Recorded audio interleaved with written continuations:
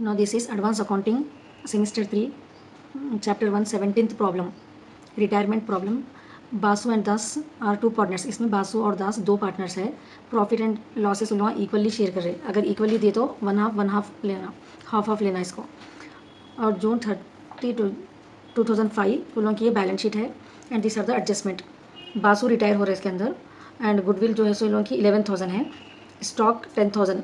पहले 12,000 था स्टॉक, अब 10,000. अगर एडजस्टमेंट में कम हो रहा तो डिप्रिशिएट हो रहा, वो रिवैल्यूएशन अकाउंट डेबिट साइड में लेना. रिटायरमेंट के प्रॉब्लम में गुडविल क्या करना रहता, डिस्ट्रीब्यूट कर दे के क्रेडिट साइड जो है सो जो पार्टनर रिटायर हो रहा उसकी कॉलम में अमाउंट डालना. अब यहाँ पर बासु रिटायर हो रहा तो टू दास बोल के बासु की कॉलम में अकाउंट डालना. फिर डेबिट साइड जो है सो बाई बासु बोल के दास की कॉलम में अकाउंट अमाउंट डालना. यहाँ पर रिजर्व फॉर डाउटफुल डेब्ट टू बी क्रिएटेड 2%. ये डेटार्स के ऊपर 2% निकाल के रिवैल्यूएशन अकाउंट में डेबिट साइड में लेना. Basu to be paid 20,000 amount due him and as a loan and the balance of bills of exchange. अब अपन कैपिटल अकाउंट बनाने के बाद बासु का जो भी बैलेंस आता बैलेंस, वो बैलेंस को जो है ना लोन के जैसा दे रहे हम, तो टू बासु लोन बोल के लिखना बैलेंस शीट में भी.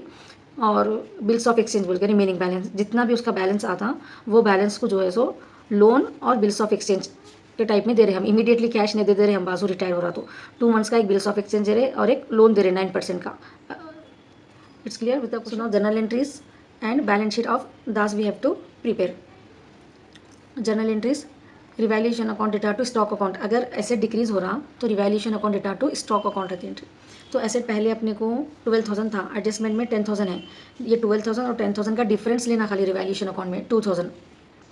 Revaluation account data to reserve for doubtful. इससे अपने को रिजर्व फॉर डाउटफुल डेट तो डेटार्स की वैल्यू डिक्रीज हो जाती. 38,000 का 2% निकाले थे हम, 760 आता. So revaluation account data to doubtful debt 760. ये Basu account Das account data to revaluation जो है हमारे को रिवैल्यूएशन अकाउंट बनाने के बाद मालूम होता है. ये एंट्री की स्पेस छोड़ देना हम. अगर प्रॉफिट आ रहा तो रिवैल्यूएशन टू बासु एंड दास आता. अगर प्रॉब्लम में लॉस हो रहा रिवैल्यूएशन में तो कैपिटल अकाउंट डेबिट में आते. Basu capital account Das capital account data to revaluation account. So ये दो एंट्रीज पास कर देने के बाद ये एंट्री के लिए थोड़ी स्पेस जो है लीव कर देना. रिवैल्यूएशन अकाउंट में खाली हमारे को डेबिट साइड 2 आइटम्स है, to stock to reserve for doubtful debts. इन दोनों का टोटल कर लेके by revaluation loss equally distribute करना है ना इसमें. सो बासु को 1380, दास को 1380 आ रहा. Now will prepare capital account. Particulars Basu और दास के 2 कॉलम, पर्टिकुलर्स बासु और दास के 2 कॉलम. ये डेबिट की कॉलम्स है, ये क्रेडिट साइड की कॉलम्स है. तो यहाँ पर अपने को बाई बैलेंस ब्रॉट डाउन लेना रहता जो क्वेश्चन में गिवन रहता. जनरल रिजर्व रहा तो जनरल रिजर्व, ये प्रॉब्लम में जनरल रिजर्व नहीं है. और रिवैल्यूएशन प्रॉफिट आता, लेकिन ये प्रॉब्लम में अपने को लॉस आया तो डेबिट साइड में लेना to revaluation loss. It's clear.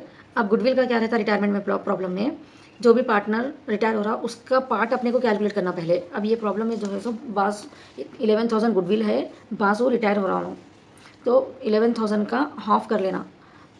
You will gate 5,500. ये 5,500 बाई दास बोल के क्रेडिट साइड में जो पार्टनर रिटायर हो रहा उसके कॉलम में डालना.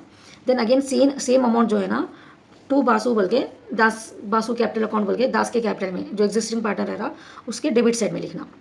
It's clear. Now will do the total. Basu का टोटल 50,500 आ रहा, उसमें से रिवैल्यूएशन लॉस को माइनस करे. ये छोटा वर्किंग नोट्स है. बासु का क्रेडिट साइड का कॉलम में अपने को 50,500 आ रहा. लॉस माइनस करने के बाद ये 49,120 बासु को अपन पेमेंट करना है दास. लेकिन बासु को इमीडिएटली पेमेंट नहीं कर रहे. अपने को क्वेश्चन में गिवन है ये कि 20,000 उसको एज ए लोन दे रहे हम और बैलेंस जो बच रहा 29,120 उसके लिए एक बिल्स ऑफ एक्सचेंज दे रहे. ये अपने को क्वेश्चन में गिवन है, इसलिए हम ऐसा कर रहे. तो अब बासु के अकाउंट में टू बासु लोन 20,000 और जो बैलेंस बच जा रहा टू बिल्स पेएबल बोल के 29,120. ये बैलेंसिंग फिगर है. दास का कुछ भी नहीं. क्रेडिट साइड में 36,000 आया, उसमें से ये 1380 और 5,500 को ऐड करके माइनस करने के बाद जो आंसर आता है वो डाल देना. To balance carry down. It's clear. Capital account capital ले रहे हैं हम जो क्वेश्चन में है. गुडविल को सिर्फ बासु का शेयर ले रहे हैं हम. दास के क्या नाम लिख के बासु के अकाउंट में अमाउंट डाल रहे हैं और यहाँ पर बासु का नाम लिख के सेम अमाउंट दास के कॉलम में डाल रहे हैं हम. बैलेंस शीट के लिए इजी मेथड है. आपको क्वेश्चन ऐसा सामने रखना. फ्री और प्रीमिसेस कुछ भी एडजस्टमेंट नहीं करें ना हम, इसके एज इट इज़ कॉपी कर देना. मशीनरी 42,000. स्टॉक को डिप्रिशिएट करे थे तो 12,000 में से 2,000 माइनस करके 10,000 डाला. सन्डे डेटा आपको प्रोविजन फॉर डाउटफुल डेब्ट्स निकाले थे 2%.